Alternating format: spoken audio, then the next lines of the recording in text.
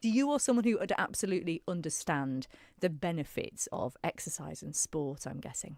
Yeah, I've competed a lot over the years. I think, 80% of my kind of physical activity would be for well-being. Over the years, I think, I've realised in myself that if I don't get up and do something, that definitely feel a lot more unsettled. So I think going into schools, realising how it can affect me when I don't exercise. This was a post that I was quite passionate about getting involved in. So going into schools and trying to motivate people to make lifestyle changes, it was something that really appealed to me. And what sort of response have you been getting to this? Really good. Last year we set up a kind of Parish walk challenge. We went around the schools. We had 78 department members of staff take part, which was a great response for the first year of doing it. We've got a timetable. We work with 16 schools at the minute, so we've got activities in all them schools. So we do a wide range of activities, anything from Zumba to core exercise to couch to 5k sessions. We've even got a hula hoop session. Ooh, so I like there is that idea. there is something for everyone. So we've had a great response from the schools, and it's been great to see the kind of togetherness and the rapport with staff in schools. And is the hula hoop, is that for the children or is that for the adults? It's for the adults, yeah. Yes. And it really does get that inner child out. Yeah, that's been one of the most successful ones. This sounds like something that we've spoken in the past to Mikey from Active Souls about, the idea of sort of playing with exercise, because actually half of the thing you talk about motivation, what a great way to be motivated is just to make it fun. We take ourselves far too serious. Yeah, I'm probably the world's worst for that. I think one thing I've just started doing in my sessions is actually, rather than trying to encourage people to jog, I actually get them to skip. And the more I've done it with people, everyone smiles. No one can skip without smiling, because it must take them back to childhood.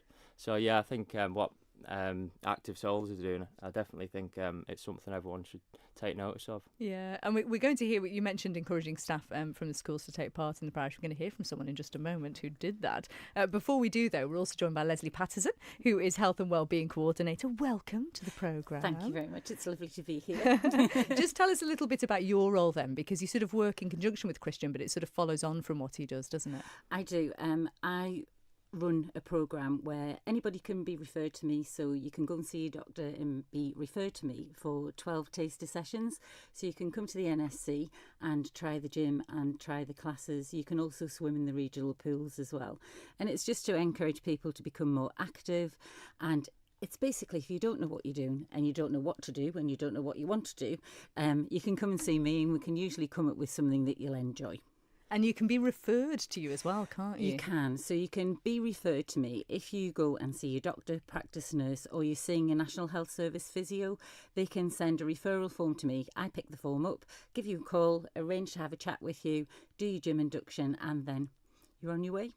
And you will be, presumably, on that sort of note, occasionally working with people who may struggle a little bit with physical ailments, possibly sort of minor disabilities. But you're training at the moment, aren't you? I am. I'm training to do parasites, which is absolutely fabulous.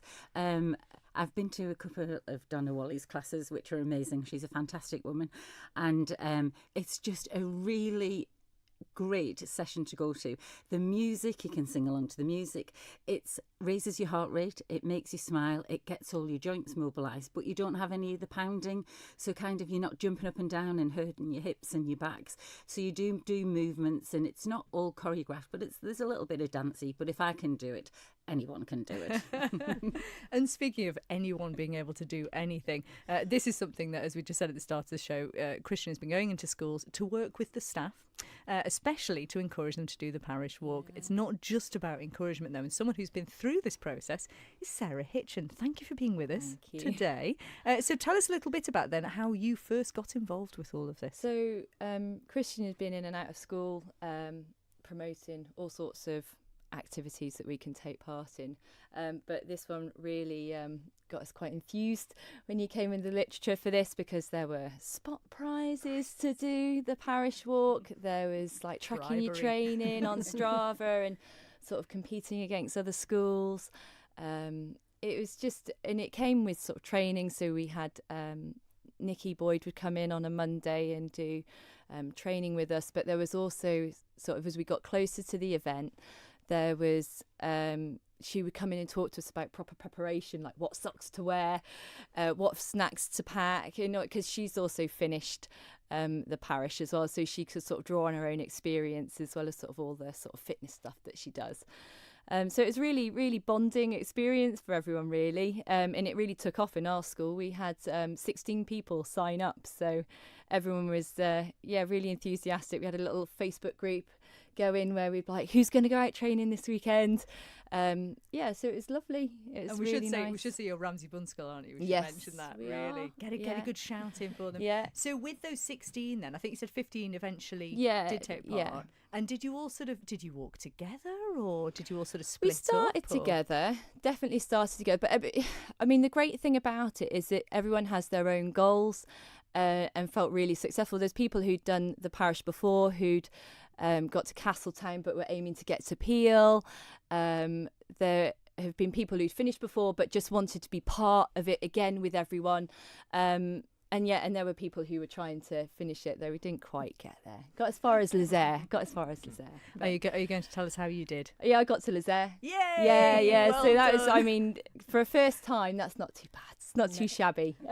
You must be really proud, Christian, hearing that, of how well everyone has done, because it's all very well going in and suggesting this to people, but to actually not only have them do it, but to do that well is brilliant. Yeah, I think for us, going into a school and doing one session a week, you know, it's probably not sustainable. So to get results, we had to come up with something that's going to keep them, you know, keep the momentum going and kind of hopefully be like a long-term kind of activity for them. So going down there on the day of the event, I think the parish walk is quite special, and no one's interested on the start line on how far people intend on getting. I think everyone there's such a good like rapport between each other and the Manx public that get out and support the event for the community.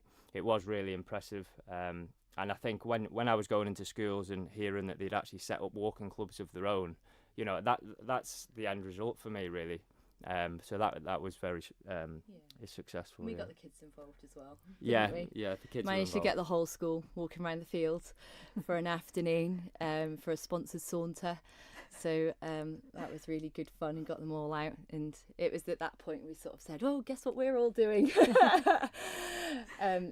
got them all, enthused about sort of doing some exercise and things like that. But we already do like the daily mile with the children at school. So, wellbeing's really important, and exercise and things. So. And that's the thing, isn't it? Because I suppose as well, you have very busy lives as teachers, because it doesn't end at 3:30, does it? You've got so much you have to do. So actually managing to fit this in, the way it's been orchestrated, it's easy.